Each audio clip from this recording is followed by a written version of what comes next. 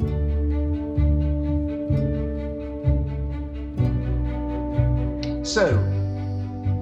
we are here to discuss and hopefully very much enjoy the Bonneville Salt Flat Cars, which is a very exciting group in our UNICEF virtual concourse.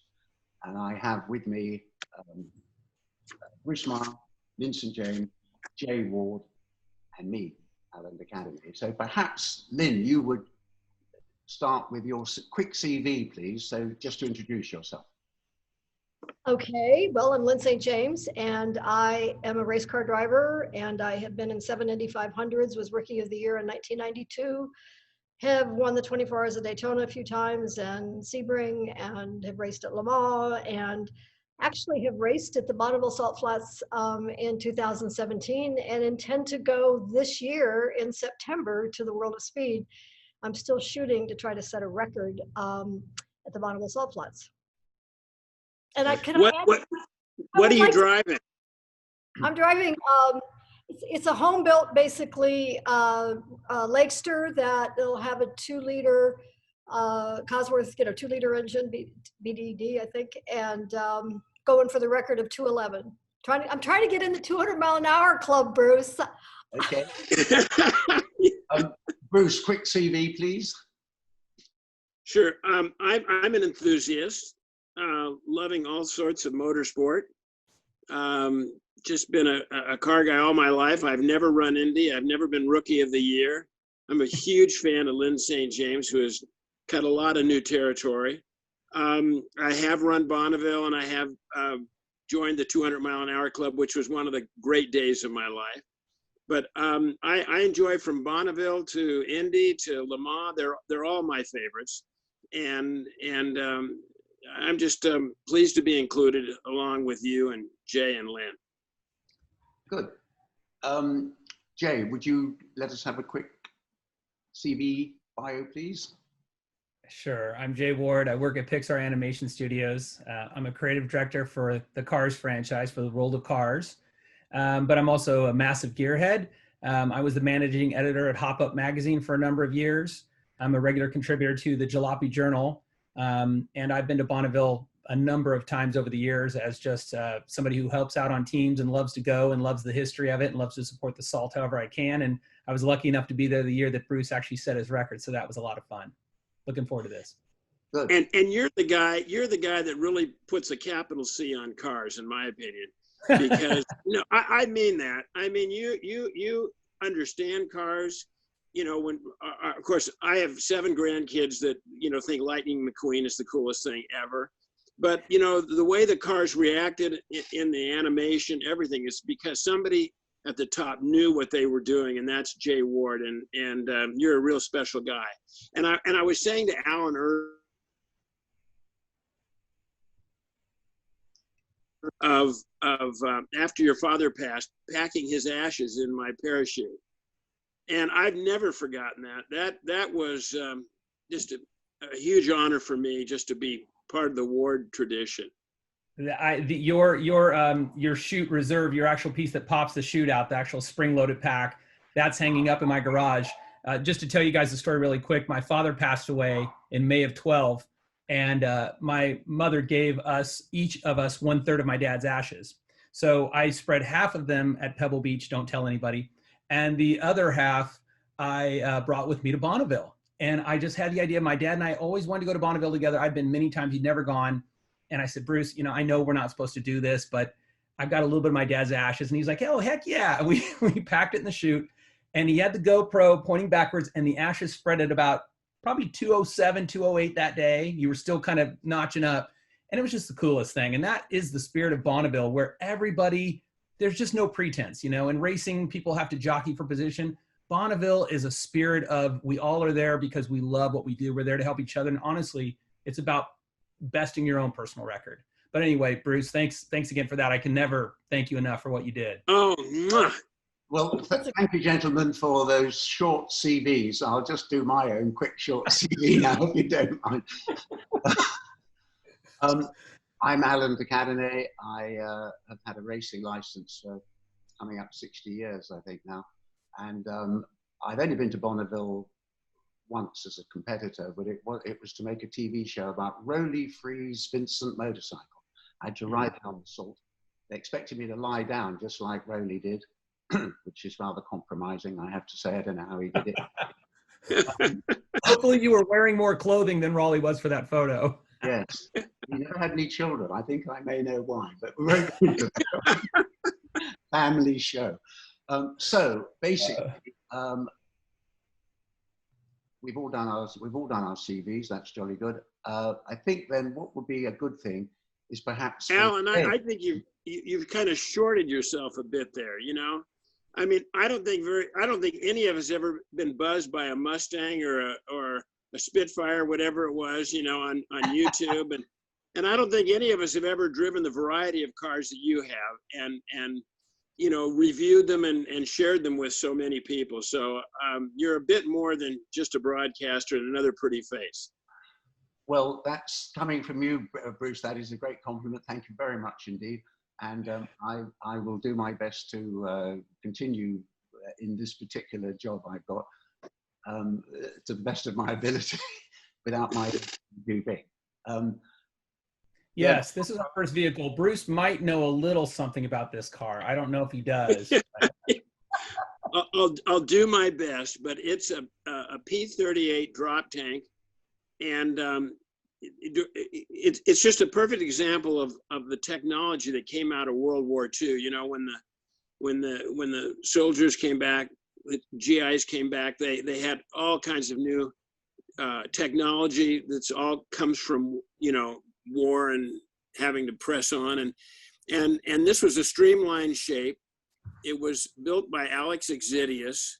They picked an aerodynamic shape that they thought would be perfect for the dry lakes. It's a large tank. These tanks were under P38s in order to ferry them to battle. That, you know, they were made in the U.S. and they had to get into the Pacific or into Europe. So they used these extra large fuel tanks so that they had range. And by the way, a good many of the pilots were women.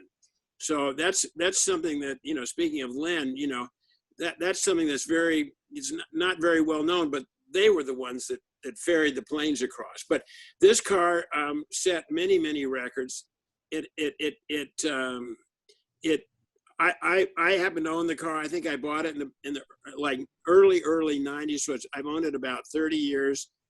Fortunately, it was completely intact. Every bit of that car is the original, including the dash and the interior and all the suspension. It ran with 3 flathead engines, and the fastest it ever went with the flatheads with Alex driving, it was 198 miles an hour.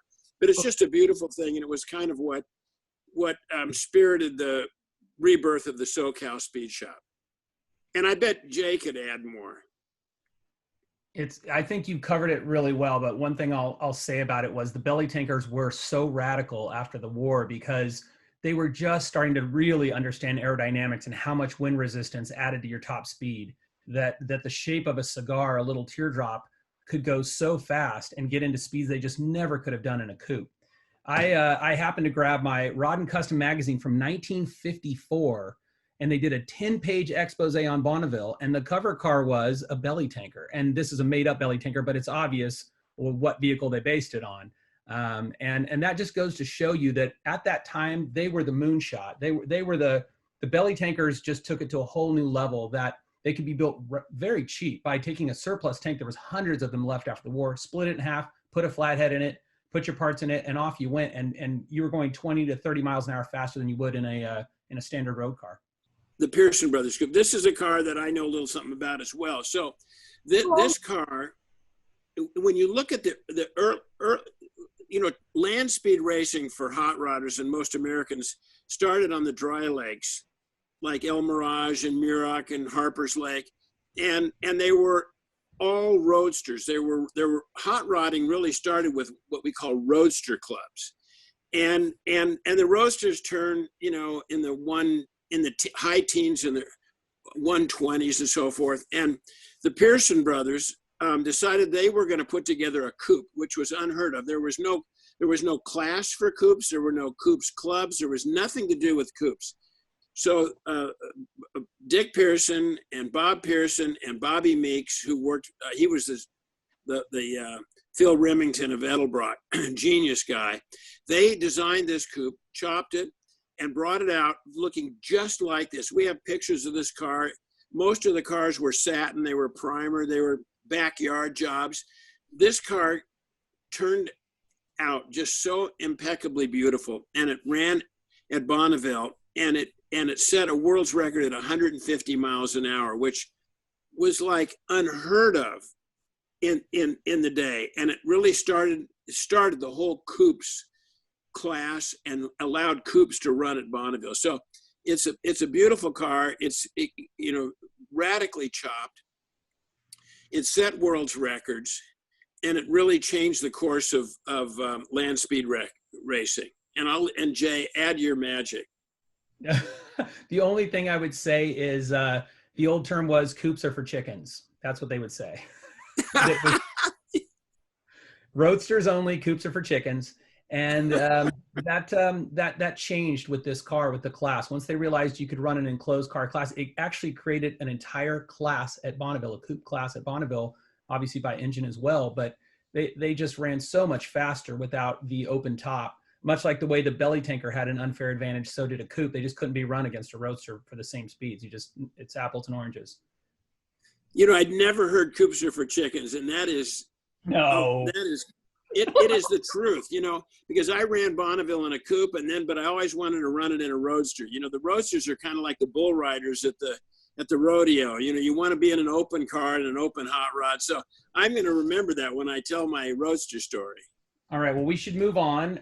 This next car, I think Alan will have some thoughts on, and you may know the chap who's having a drink there. Yes, well, that is the late Sir Stirling Moss, surely one of the finest drivers of all time to exercise his skills in so many different disciplines. Moss could drive anything that had at least two wheels, if not four. I interviewed him, strangely enough, several times, and on one of the occasions we spoke about this car. And he mentioned that it was a question of getting the speed up before you suffocated with gasoline vapor and God knows what. But that is very much an MG, that car, not just badged that way. The front suspension was MG, the rear suspension was MG, and of course it had the twin cam, overhead twin cam, 4-cylinder MG engine with a blower. And that's right. Even at 1500 cc's only, it was still producing over 250 horsepower. So 290 horsepower, 290. It's hard to believe. That's when it went up to 1600 cc. That's right. So, and look at the speeds too. I mean, Moss got it up to, I think, 245 or thereabouts. And he was on his way back from the Argentine Grand Prix, I think, which is why they managed to get him to go to Bonneville to drive it. Phil Hill did all the early testing. And when Moss couldn't come back 2 years later, I think 59, Phil drove the car and did what? Just a slightly under 250 miles an hour. 254.9 miles an hour from 1600 cc's. I mean, that's cracking on, isn't it? I think MG very likely had access to all of the Mercedes-Benz and Auto Union testing documents, blueprints, because that was all war reparations to England. You remember, a lot of that good German technology was up for grabs, and the British got on it. So I would think that car has a lot of German technology underneath it. Alan, I think you're spot on. Was that totally fabricated in the UK? Yes, it was. I've loved that car since the day I laid eyes on it. That is so high on my list of important cars. Well, it also, if you look, it doesn't, the idea of having a wing or flippers or spoilers particularly, there's very little there to help that car stay on the ground other than mechanical grip from the tires, obviously. Plus, I suppose, I don't know what the CD factor, the drag coefficient number is for that car, that it must be seriously low.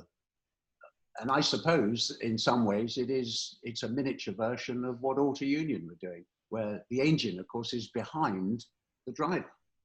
Right. I think you're right, Alan. They did borrow pre-war German technology for top speed runs and applied it to their vehicle. And it was also alloy body, which was unusual at that time to have an all alloy body for your race car. This was called the MG EX 181, which is experimental. I think the nickname was the Roaring Raindrop for this car. And it was just so incredibly fast. I think what you said was true. What I had heard was Sir Stirling Moss had a very hard time because terrible visibility, no crash protection, and breathing fumes. But that's kind of what the spirit of Bonneville is all about in those early days. It was not easy work. This was not for the faint at heart to do. Well, they're gutsy guys, or everybody who ever ran there, I think, especially when you've got a paper mache helmet sort of thing. If anything happened to you, you'd probably be as well off without it as with it. What I find interesting is that he's running a Union Jack and an American flag on the nose because MG needed this to help sell MG cars in America, right? To be able to afford to do this, the point was, how do we get the MG, the Morris Garage name known in the US? And racing at Bonneville is a great way to help sell your cars. So it was a smart effort on their part. It put them in the record books, and I think it also established MG as a sports car, or a sport car, as they would have said back then. You look at that rear wing, though, and you think of the current prototypes that are running at Le Mans, or you think of some of the, I mean, it had advanced aerodynamic designs there. And on the flags, I would think you have an American Phil Hill and you have Stirling Moss, British. I mean, at least there was a consistency, and you would never, ever, ever associate with that kind of a effort or that kind of a piece of technology with MG. And so I think it creates a whole, it's a breakthrough in many different ways, particularly at that time. Well, it's what we would call a behemoth of a car. I mean, it's a rather pretty thing, isn't it, if you think about it? I don't know whether these cars, do they have any history at Bonneville particularly? Someone must have run one of these there at some stage, just for the heck of it, I would have thought. I know that Auburn put a dash plaque on each one of them that said this vehicle has been verified to go, I think it was over 100 miles per hour. And that dash plaque, I think that was first verified with a Bonneville run for the car during testing days, before the car was actually a production car. But I don't quote me on that. Bruce, do you know any more? Like combing in No, there? but I would go with Jay. It's a great story, and I love it, and it makes good sense. I also look at that car; it kind of resembles the color, the Mormon Meteor, which had a glorious history at Bonneville. But I don't know how that car got in the class. It's a beautiful thing, beautiful. It's kind of a sublime shape, but it doesn't speak Bonneville to me. Yeah, I think it's more of a car brand that has been to Bonneville than a car that has set a record at Bonneville. Yeah. Okay. But I like that 100-mile-an-hour deal. That's pretty cool. I believe so, that there was a dash plaque affixed that said, Auburn's were supposed to be the fastest of their time. So that makes sense. And it was supercharged. So it's going to say it's got a big old blur on there, hasn't it? It does. All right. We're going to move on to the next. Well, that's John Cobb.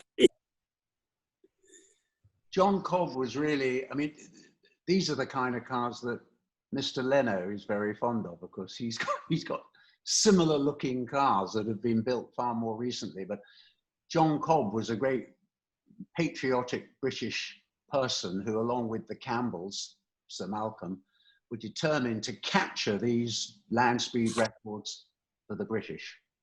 And this is the machine that Reed Ralton, who was also the designer of the Invicta S-type low chassis, as we know, Reed Ralton put this one together. That engine in there, the Napier Lion, was a World War I aero engine of all things. It only produced about 500 and odd horsepower, maybe 550, I can't remember exactly. But it was a very patriotic thing to do in those days. And the Brits were particularly fond of this, coming to America, especially to run the cars. And it is, look at it, it's a behemoth of a car.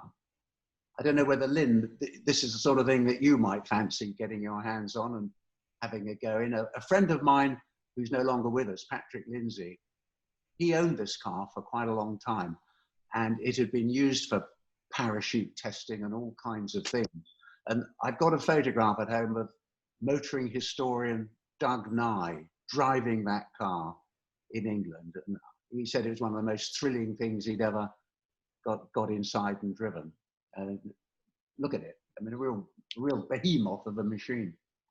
Well, and Alan, you might talk about the outer ring at Brooklands where this car excelled as well.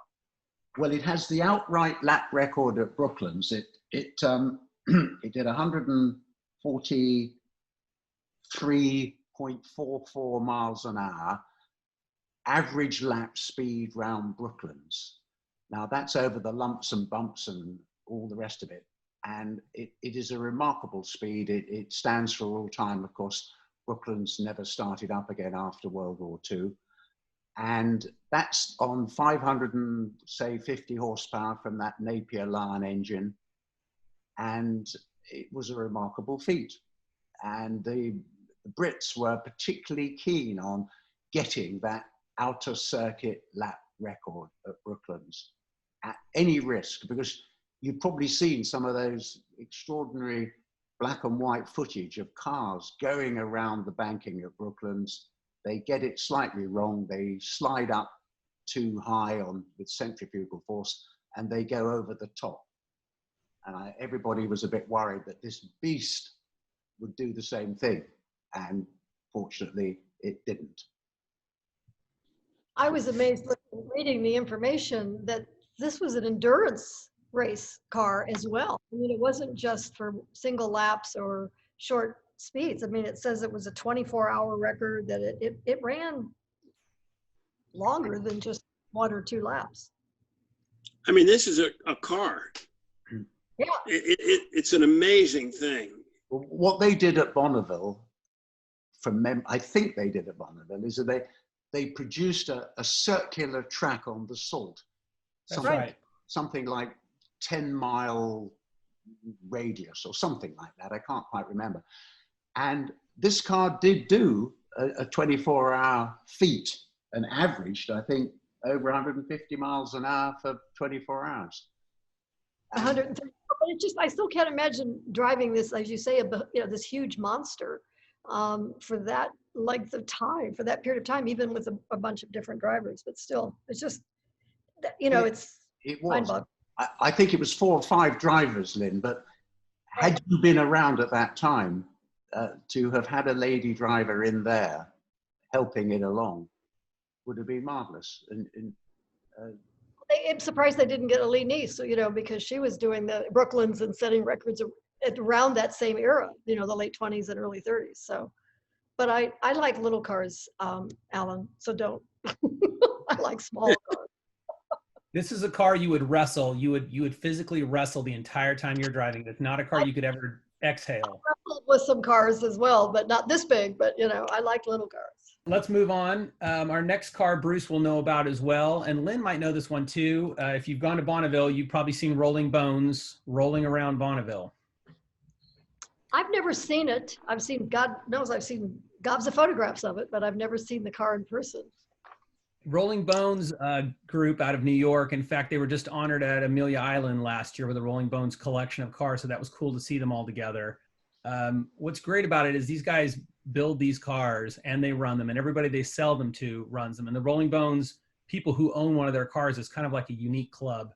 I guess the biggest sort of signature element is they don't have front frame horns. They always have the front ends just end right at the grill. No front frame horns. That's always how I can, that's a Rolling Bones car. I don't know what else to add, but you can see by looking at this picture the number of Bonneville safety inspection stickers running along the deuce frame rail there. So this car's run, I'm seeing at least 8 stickers. Yep.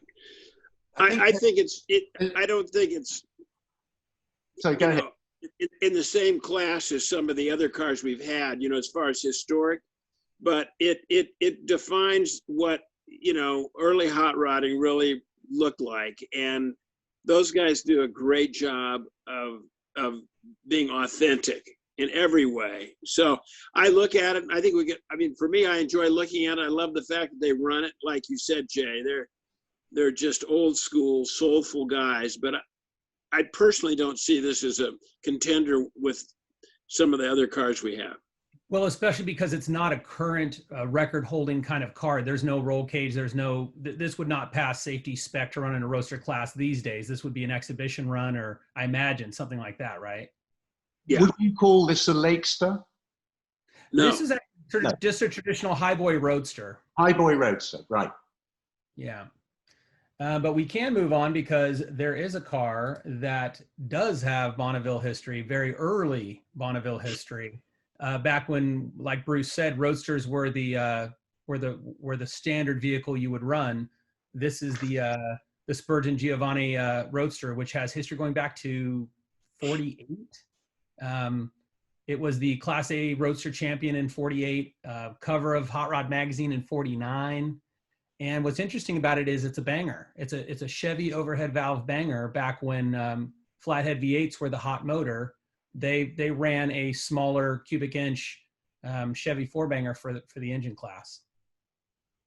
It's got an enormous compression ratio, this car, I believe. I think I read it 16.25 to 1 compression, and a cocktail of bits inside the engine, sort of OX5 rods. Well, the OX5 was a World War I V8 aero engine, obviously with good solid rods. So it's quite a concoction, isn't it, really, one way and the other? I mean, I think it was known as an original Southern California Timing Association roadster. So quite a rare thing, isn't it, this, Jay? I mean, I've not seen one of these before.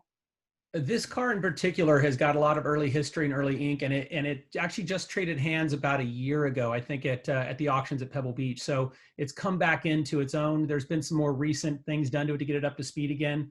What I think is really neat is the hand-formed aluminum nose, full belly pan, the covered radius rods. Notice it's running front wire wheels and rear disc wheels. And a lot of guys did that in an early trick because the front wire wheels were light and they wouldn't run front brakes on these cars because they're not driving them on the street. So you just had a set of back shoes to slow you down, and you could run wider meets on the back and skinnier with the wire wheels on the front. That was an old trick. We're on our last car, and I thought we'd end with a car that's extremely special as well. Now, don't confuse this with the Pearson Brothers Coupe. This is the SoCal Coupe. It's the same era. It's the same body, a 33, 34 three-window coupe body, but even more of an extreme chop. And Bruce, do you want to add anything about the SoCal car? Because you know this car as well. No, because oftentimes people look at, like Alan did, looked at the Pearson Brothers and said, oh, the SoCal Coupe. Because this is an iconic coupe. Originally, it wasn't chopped this dramatically. It was a taller chop, but I think the Pearson Brothers really inspired that rake A-pillar and the really low chop. So it does resemble it. I think it's even chopped more radically than the Pearson Brothers. It ran the drags a lot, and Jim Travis owned it and ran Bonneville for a long time. And one, like with the Pearson Brothers Coupe and the SoCal Coupe, when you get it, and when you get something right, it's right, and it goes straight, and you can run it forever. And these cars started with little, 21 stud flatheads and ended up with blown big block Chevys in them, and they didn't do anything to the suspension or anything. I mean, when I bought the Pearson Brothers Coupe, it probably had a 600 horsepower blown big block Chevy in it. I mean, it was insane.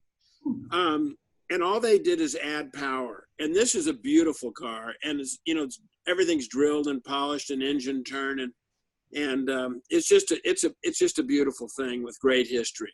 The shot I always think of when I think of this car is there's a shot of Alex Azidia sitting inside the cage. And this is a center seat car, I think. And he's sitting in it with his white Bell 3/4 helmet on, looking out through the side window, or no, open door, a shot taken with the door open of this car. And that shot, to me, that is the essence of early Bonneville. That's what I love about this car. Bruce, is the Pearson Brothers car also center seat as well? I'm not sure this is center seat, but it's maybe offset, but it may be. The Pearson is not. The seat is an old bomber seat, right where a seat ought to be. But I took that car to Goodwood, and then I ran it up the hill, and you can see nothing out of it. And I remember I was sitting in this car. It never occurred to me what they did. Yeah, exactly. and you can't even, you have to approximate where the apex is and approximate where the turn is. And I remember I just happened to be there with Gurney and Danny Sullivan and Parnelli Jones. The three of us were just sitting there. I said, any of you guys want to drive this car? Because I can't even see out of it. And so they sat and they said, no way. And they said, don't worry about it, because all you have to do is peel out and do some extreme, like, you know, squirrely stuff, and people like it, because you cannot see out of these cars. Has that car has it still got those Ardun overhead valve heads on it? Because those were made by Zora Arcus Duntov from memory, and I've got the feeling they were cast in England, in South London, but I may be wrong. But it could well be that all this, the great times this car has had, is because it had good old British heads on there. I don't know. Yep, and it's still it's run with everything. Like the Pearson Brothers Coupe has run with absolutely everything, small block, big blocks. But when Don Orozco, who just passed away, was a great hot rod restorer and enthusiast, he recreated the Ardun heads, and so it has Ardun heads in it with I think a front drive blower in it now. It's pretty exotic and very cool looking. Yeah. Which perhaps would you most fancy having a go in were the chance to arise? Well, I can't make that, because to me that's a very personal thing.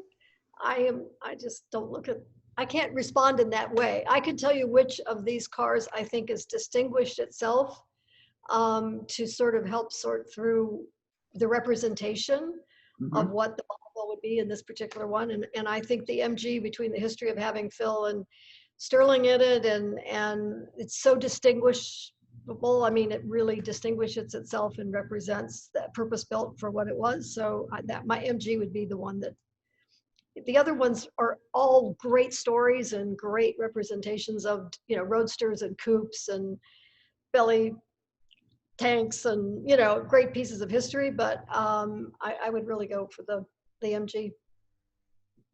Very noble choice, I think. Jay, any thoughts on that? It's an excellent choice. I'm a huge fan of Sir Stirling Moss and Phil Hill, and the fact that that car ran at Bonneville with such a tiny engine and did so incredibly well. But it's not a car that I think of as a speed week car. It's not. They did run at Bonneville, but not probably during speed week. They did it for a speed run at Bonneville. When I think about cars that actually ran during the SCTA's speed week, I personally think of the SoCal belly tanker, because to me, that is the antithesis. It's the high watermark of post-war American hot rodding. So SoCal belly tanker is my personal pick. Okay. Bruce, that would fit in your garage, of course, but yeah, that would fit. You know, and I love, you know, that's the first of all the high compliment you know, that Jay Ward likes. You know, so warm my heart. I think if I could pick one of these, first of all, the tank, the belly tank, and the Pearson Brothers are sitting in my garage as we speak. So if I could pick a car that's always resonated with me, and I've always found it to be so pretty, is the MG Special. I don't know. There's something about that is so beautiful and sublime. The shape. I think that I love the Napier Railton. I love the story that, you know, it was an amateur guy like John Cobb who just, you know, did it all. I mean, I just could read books about that guy. So I look at the history of the Napier Railton, the fact that it's original. It wouldn't fit in my garage, so I would go with the MG, but the Railton just resonates. And of course, you know, as an American hot rodder and one that's run a roadster and a chicken coop at Bonneville, you know, I love the American cars, but you know, it's an English magazine, so I'm going with the MG. With always the politician. You're so good. I want to be invited back next year. I think I too, I have to say, would choose that MG with Lynn, because I was very fond indeed of Phil Hill, spent a lot of time, as a lot of other people did too, of course, talking to him about things. And Sir Stirling Moss has always been one of my greatest heroes. And they both drove that car just for the joy of doing it, really. I don't think that was a massive earner particularly. It just is something that had to be done. And between the two of them, I mean, to get through 250 miles an hour in a 1600cc, basically all MG parts in there. And thank you very much to good German technology that was used perhaps in the aerodynamics. Very special car, and it's one of one too. If Ridge Wallet's for real is. Yeah. Well, lady and gentlemen, thank you very much indeed for your magnificent contribution. I think we've put together some delightful material, which hopefully will make a major contribution to our lovely virtual concours for the benefit of UNICEF. I made us a little send-off card. There you go, Salt Flat Legends. Oh, That's our closing card.